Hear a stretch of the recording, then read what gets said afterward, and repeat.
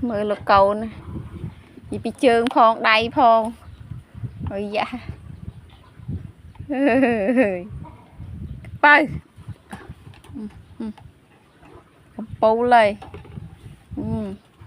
tụi bây giờ luôn chọn đu cái đó con mình lên đây liệt thẻ xanh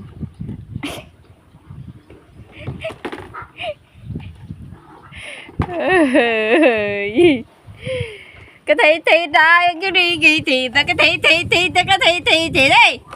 sao cái bay chứ cái bay mày ê bay sao ê